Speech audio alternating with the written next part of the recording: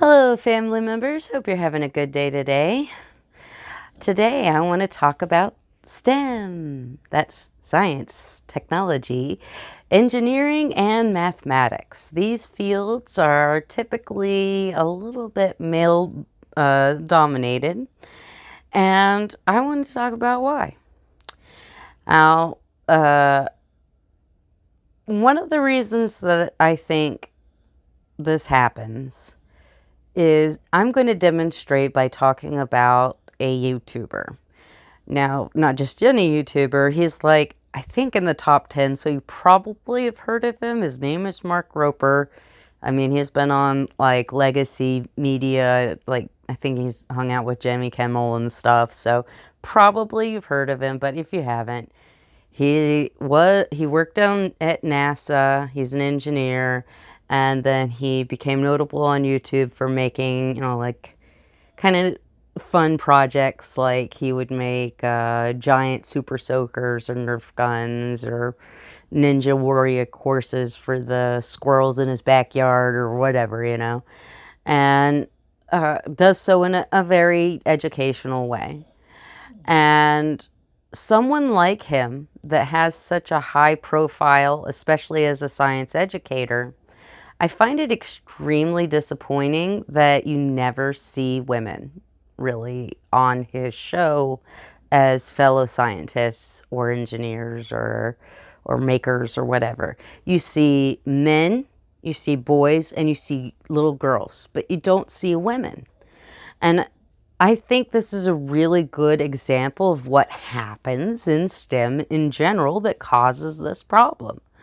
Uh, let's say an example professor, old guy, came up in the 60s or whatever, and when it was very much a male dominated field, and he's going to pick a department head, and he has a pick of like 10 people.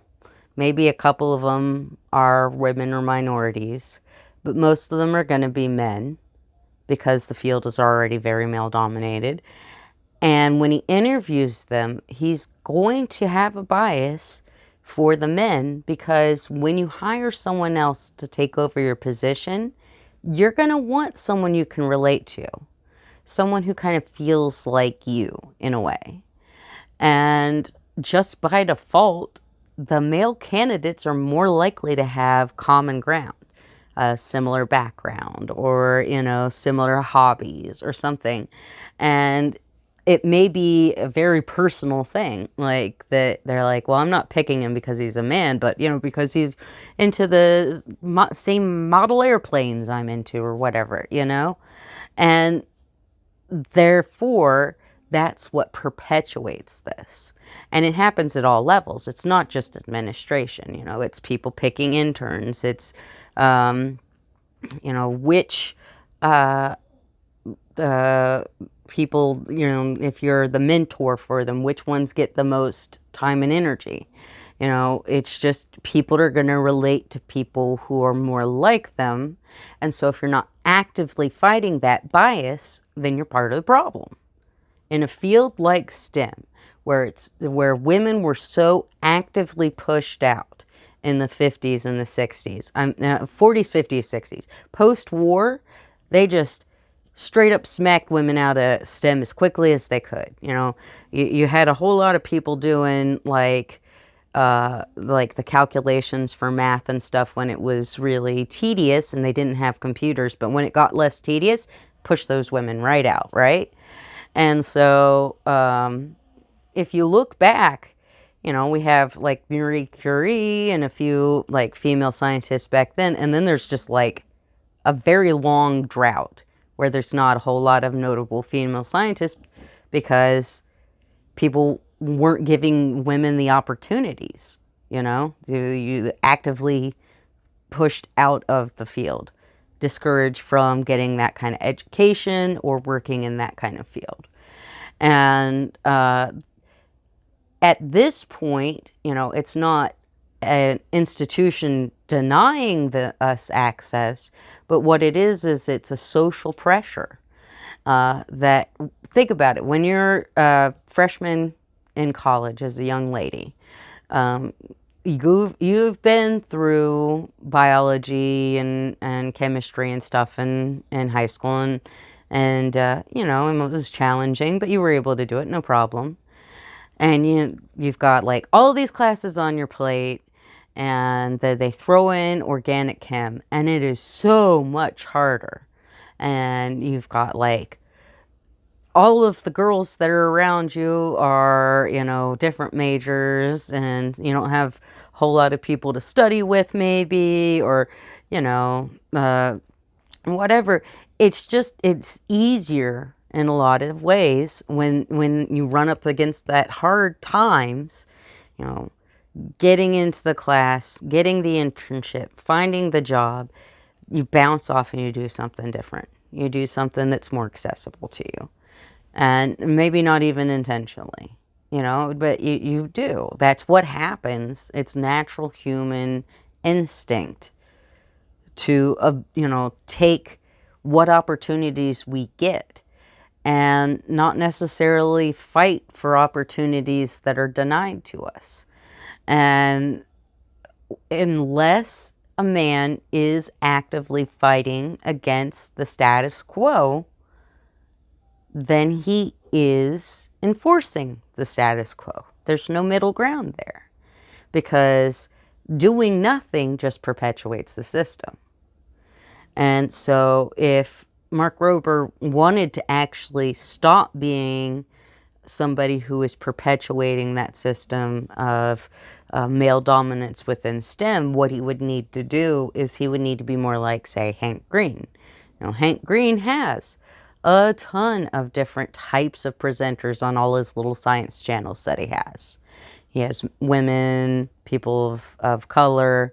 I don't generally see people with visible minority or visible disabilities, but, you know, that can always be a little difficult to tell. But, you know, there's a variety of voices that are explaining these different scientific and mathematic and, you know, physical concepts. It's a lot more inclusive, and so may feel more relatable to people. You know, if you're a kid or a bro, you might like Mark Rober, but if you're an adult woman, you may not. You know, I do, but I'm weird. So I don't take myself as a sign of anything. I mean, like in my own family, I have a biology degree, and I had my like advisor in college was super hands off, and I never really got into lab work, and I never worked in laboratory science, never ever. You know, I did eventually get my Doctor of Chiropractic, which I then didn't use either. I learned a lot along the way, but you know, I bounced off of science and ended up going into a different type of field entirely. And I see that, you know, in my own family, my uncle and his son's son are all STEM. His daughters and granddaughter are all in more like community support kind of stuff, teacher, OT, you know, housing manager. You know, like the places the men went and the places the women went completely different. And I find that very interesting. And obviously that's anecdotal too, but that's what you see in the general population. You see men bonding with their son, man in STEM field, and he's bonding with his son, you know, making things if he's an engineer, or digging around in the woods if he's a field scientist like my little brother, or, you know, I mean, anything, right? And he may not do that with his female children. You know, he may not encourage them the way that he encourages his son to follow in his footsteps, right? I mean, it's on every level. There is a preference for males to go into STEM and females to not. And it just has to be an active process to dismantle. You can't just include children in your STEM content and think, problem solved. I've given girls access to STEM. If they don't end up, well, studying this and working in that field, oh well, that's on them. When that's not true, like the men in STEM pushed women out. The men in STEM are going to have to pull those same women back in. That's just the way that it's going to have to happen. I'm sorry, guys. I know you'd like to be able to just say, oh, yeah, And I've seen the difference it makes to have female advisors, because my sister-in-law and my brother had a female advisor. And my sister-in-law still works in lab science, and I don't. And I mean, again, anecdotal, but still, I find that very telling. That she had someone in the lab who could relate to her experience and help encourage her to keep going, even after she got married and then got pregnant very young, unintentionally. Intentionally, unintentionally. It's one of those things. But from a career perspective, that wasn't the plan. But what the heart wants, what the heart wants. And all through all 3 of her pregnancies, her advisors worked with her and been flexible with her. And I can't picture that happening with a male professor, with a male advisor, really sticking with a young woman as she's pregnant, has small children, breastfeeding, all of this, and still finding a way to keep her active and involved in the laboratory science process. She's mostly doing grant writing, but still she's actively included in the process. She's not bounced out of the field just because it would have been easy for that to happen when she got pregnant, So it's one of those, I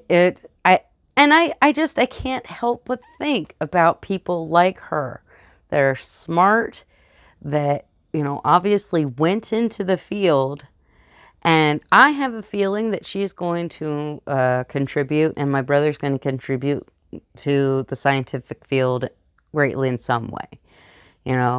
How many people like her, though, that could have gone on to be a big, big person in the field, never even got to this point where my sister-in-law is, And I wonder, what breakthroughs, what technology, what interesting questions we could have had answered. But the people who had the talent and the ability and the perspective to be able to provide the breakthroughs we need to get there never got the chance to study STEM, or studied it but found it kind of hostile and decided to do something different. Or, when they got pregnant, their professor didn't really work with them, and, they decided to do something else. Or, just be a stay-at-home mom, which is great. I absolutely have no problem with a woman being whatever she wants to be. But if she wanted to be a scientist and then she doesn't get to do that for some reason externally, then that's sad. And, I just think that we are, as a society, suffering a lot because we keep denying talented people a place at the table. And while I'm focusing on women in STEM, pretty much everything I can say here probably could be applied to people of color in STEM, but it's a lot easier for me to speak to my experience being a woman than try to tackle the feeling of being a person of color in a field like STEM. I can tell you, though, there's an obviousness to the kind of like token feeling that you get when you're at a conference. And my sister-in-laws in this group of people, and there's like nobody else that looks like her, you know? But she had the boldness, she had the vision, she had the willingness to do it. And God bless her. We need more people like her in STEM. But she can't do it on her own. She needs people like, department heads and science YouTubers and, communicators. Everybody in every level, they need to make this a priority. They need to make it something they're actively working on, because you can't not be part of the problem unless you're actively working on it. So you got two choices: do nothing, support the status quo, be part of the problem. Do something, not be part of the problem. See what I'm saying? You got two choices. And I hope that more people make choices like Hank Green did, or whoever gave my sister-in-law's advisor her place, and helped her get to where she is, I hope more people are like her, and like my sister-in-law, and are willing to fight for it. But, she just can't do it alone. Sorry, guys. You're going to have to do something. You push women out, you're going to have to pull them back in. That's the way it is. All right. I've made this video like 5 times, and it kept failing to upload. And I'm like, is it because I'm talking about somebody who's popular on YouTube? Oh, maybe I'm being censored. I don't think that's it. But if this doesn't upload, I'm going to scream. I'm just going to tell you that. All right, family members. I hope you have a wonderful day, and I will talk to you some other time.